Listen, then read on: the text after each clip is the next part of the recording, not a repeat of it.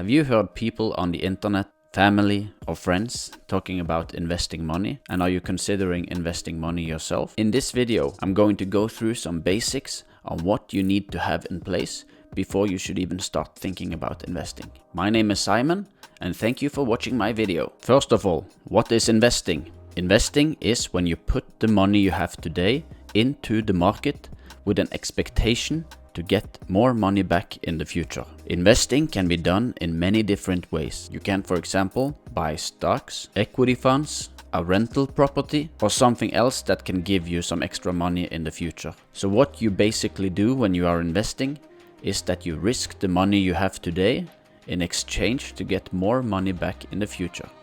The most important tool when you are investing is money. So before starting investing, you need some money saved up. And if you don't have the money yet, then it's time to start saving. But what's the easiest way to save money? First of all, you need an income, and second, you need to spend less money than you earn. When I talk about personal economy, I usually like to refer to it as a bathtub. All the money you earn is the water pouring into the bathtub, and all your spending indicates the water flushing down the drain. To stop the water from flushing down the drain, you need to plug the bathtub so the bathtub can start filling up. In other words, you need to stop spending all of your hard-earned money. You should go through your accounts and find out what you are spending money on. Go through all your spendings on food, Netflix, telephone bill, clothing, dining out, car expenses, and everything else. As you do this task, you should check if there are any of your typical spendings that you can reduce or stop completely. I think that all of us have some expenses that can easily be reduced or erased. And when you start spending less money, the bathtub slowly starts to fill up.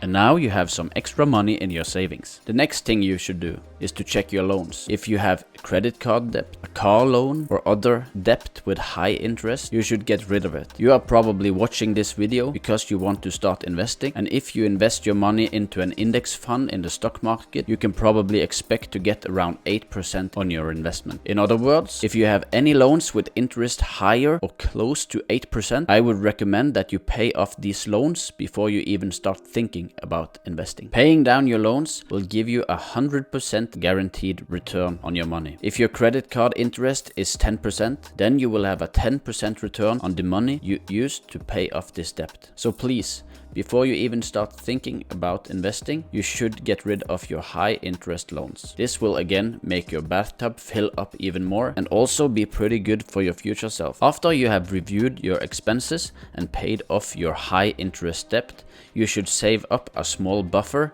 in case of an unpredictable event.